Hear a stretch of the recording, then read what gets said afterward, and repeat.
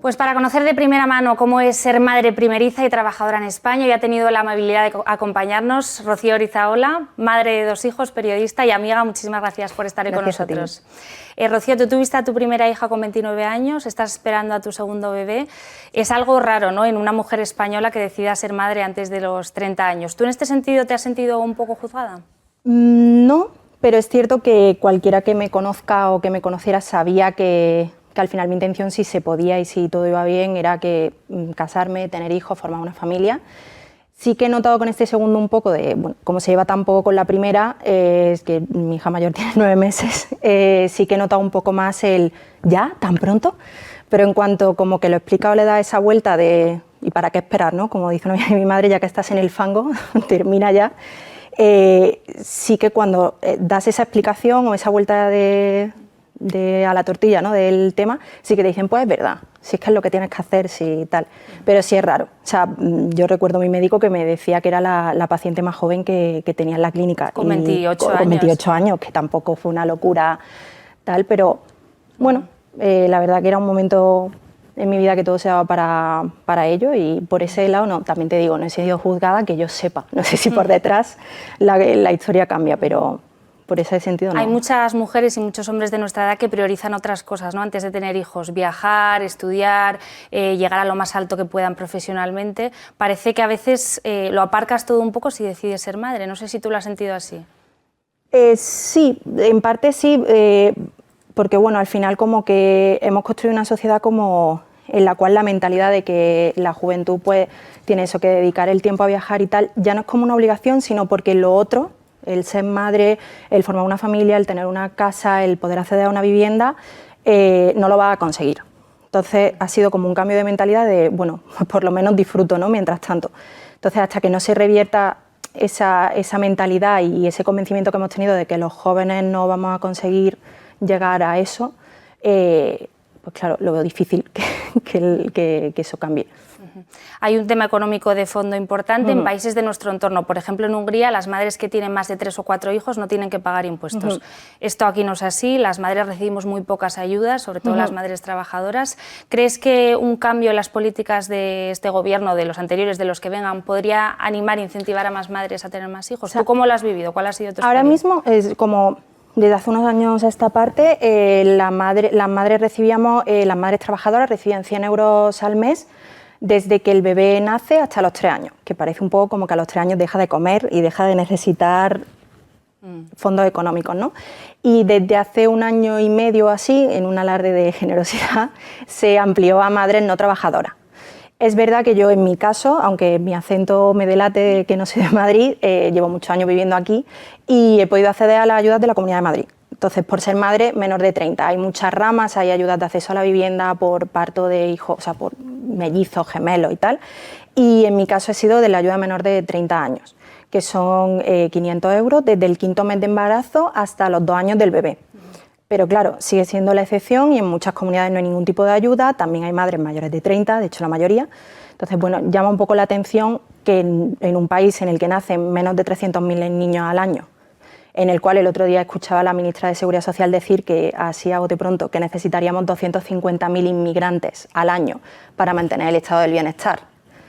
Y en un país en el que no nacen niños y se necesitan, no se imponga un salario maternal, que al final es lo que tienen muchos países de nuestro entorno, Luxemburgo, Hungría, Alemania, y que aquí ni se plantee. El otro día sí que escuchaba al ministro de Asuntos Sociales, a Winston Duy, decir que él es partidario de crearlo y que de hecho nos llevaremos, decía una frase así, algo así como que nos llevaremos las manos a la cabeza cuando lo aprobemos al ver las consecuencias que tiene, o sea, los resultados tan positivos de no haberlo aprobado antes. El problema se ha calculado en unos 200.000 millones.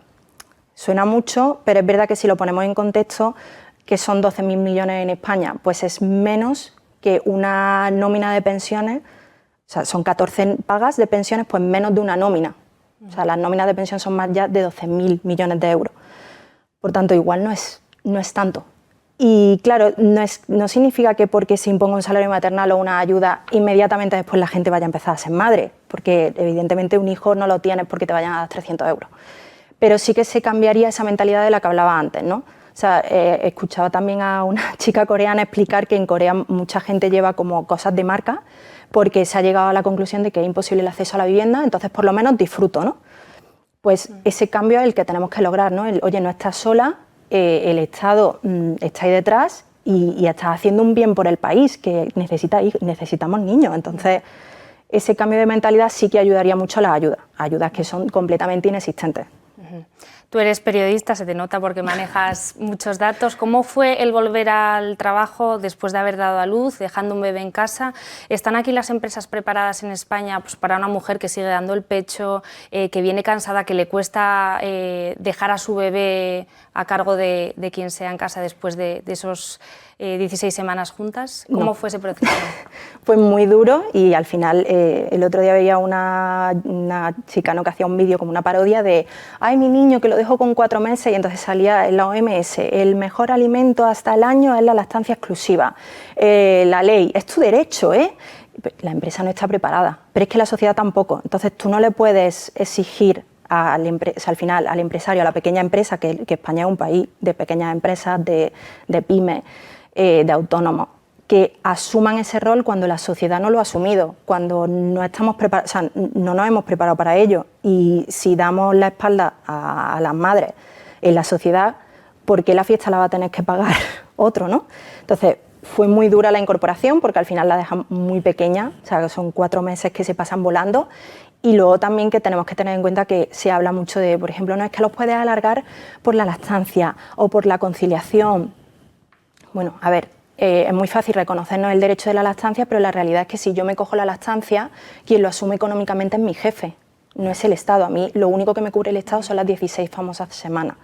El resto, lo que se publicó en todas partes, a partir de la semana 35 de embarazo, te puedes coger la baja. Porque maravilla, ¿no? El último mes pues estás tranquila, preparar la bolsa del hospital, prepararlo todo. No, te la puedes coger, pero también a cargo de la empresa. No puede pagar la fiesta y lo que tú quieras y hacer cargo irresponsable a una persona privada que intenta construir su empresa, que intenta construir su patrimonio y tú cargarte sobre su hombro sin ningún respaldo de la sociedad ni de la administración. Tampoco es justo. Yo tengo la gran suerte de que en mi trabajo no he tenido ningún problema, pero no es la realidad. O sea, ahí están los datos, cada vez que se habla de techo de cristal, diferencia salarial, pobreza, siempre sale el factor hijo, claro. Nos ha fastidiado, claro que empobrece mucho además, pero claro, si tú hablas de la diferencia salarial, que hace como unas 2-3 semanas fue el Día Internacional, y de 5 entrevistas que salen en un telediario, 4 de las madres son que han pedido la reducción de jornada porque han tenido hijos, o sea, 4 de las mujeres, perdona, de las 5 que entrevistan, han tenido que pedir la reducción porque han tenido hijos. No estás viendo que ese es el factor que verdaderamente hace que a nosotras se nos invisibilice, se nos discrimine. Pues claro, es que, claro, no hay otra... Hay muchas cosas que cambiar. Claro. Ahí. Antes hablábamos de las diferencias entre comunidades autónomas, hablabas de la ayuda que dan en la Comunidad de Madrid a madres menores de 30. Tú eres andaluza, yo soy asturiana, allí no hay tantas ayudas a las madres. Aparte de esa diferencia, ¿crees que es fácil el conocer, oye, pues si estoy en la Comunidad de Madrid me dan estas, si estoy... ¿La gente tiene facilidad y accesibilidad a esa información o se desconoce? También creo que hay que hacer un poco que tú te busques la vida, ¿no? O sea, esto es lo típico que se dice, ¿no? De el no conocer la ley no exime de su cumplimiento. Y tú también te tienes que informar y no puede ser que el Estado venga a llamarte, oye, que tienes esta la ayuda. En el caso de la Comunidad de Madrid es muy fácil pedirla, si cumplen los requisitos, es muy fácil pedirle que te la concedan. Pero claro, no sé en el resto de comunidades y también es cierto que claro, si es que no creo que haya mucha información, pero porque no creo que tampoco existan muchas ayudas. O sea, estamos hablando de un país en el que no hay un registro oficial de embarazadas. Es decir, tenemos un centro de investigaciones sociológicas que investiga todo y que hay estadísticas de todo, pero no se hacen estadísticas de cuántas madres hay embarazadas, de cuántas madres llevan a término su embarazo, de absolutamente nada que ver con la natalidad, solamente los nacimientos. Y una vez cada no sé cuántos meses te digo que han nacido X niños y que esto está fatal. Pero si no te estás preocupando desde el inicio, entonces no creo que haya mucha facilidad, pero porque no creo que haya mucho detrás tampoco donde encontrarlo. O sea, hay asociaciones que sí que se dedican a recopilar ese tipo de ayudas como Red Madre, pero también son muy enfocadas a madres con problemas económicos y que no pueden llegar. O sea, de hecho, con la ayuda de la Comunidad de Madrid hay varios foros, supongo. Yo sí conozco uno donde las madres escriben. Entonces, hay alguna vez que llegaba ya fin de mes, no te habían hecho y bueno, por estás pendiente del pago y tal, y entre ellas hay verdadera angustia de yo estoy con tal entidad bancaria, pagan el día tal, yo no estoy en esa situación, gracias a Dios, pero ¿cómo tiene que ser que tienes que pagar la guardería el día 27 y la ayuda no llega hasta el 28? Es que hay gente que lo necesita verdaderamente. O sea, que al final tiene que ser un derecho para todas las madres, pero es que encima hay gente que lo necesita y mucho. Entonces... Otra de las ayudas que se podría plantear es el subvencionar a personal que nos ayudara en casa, ¿no? A veces es muy difícil con estas jornadas laborables tan eternas que tenemos el dejar a nuestro niño solo sin que una persona, un familiar, una persona contratada se encargue de él. ¿Crees que eso también debería estar subvencionado? En mi caso, por ejemplo, era imposible, porque soy de Córdoba, como has dicho, mi madre vive en Córdoba y trabaja, y mis suegros sí que viven en Madrid, pero trabajan. Yo no puedo cargar con que, además los niños se ponen malos, no te avisan, evidentemente, entonces yo no puedo cargar al resto de mi familia con si mi hija se pone mala o ahora que voy a tener el segundo, si alguno de los dos se pone malo. Entonces yo tengo una persona contratada en casa. Pero claro, el otro día veía también un vídeo de el CEO de Jung Burger, de tal, que decía, yo tengo un socio que se llama Hacienda, es que yo tengo un socio, o sea, soy mujer, empleo a otra mujer, estoy dando 2 hijos a la sociedad y tengo un socio que se llama Hacienda, el cual se lleva 500 euros al mes, cerca de 500 euros al mes, para que yo tenga esa persona. Ya no se trata de que tú me subvenciones si yo quiero tener una persona o no trabajando en mi casa, pero esas cuotas sociales que son de salarios muy bajos o de salarios mínimos de empleadas de hogar que tú contratas para el cuidado de hijos, sí que podrían estar exentas. O sea, sí que se podría dar esa facilidad de yo tener ese margen para subir el salario y que pudiera cobrar más esa persona, para yo también poder jugar, como quien dice, con ese dinero y conforme yo vaya creciendo se entiende profesionalmente que voy a cobrar más. Entonces, que ella también puede ir creciendo profesionalmente conmigo en mi casa y ese margen no te lo dan. Entonces, es mucho dinero.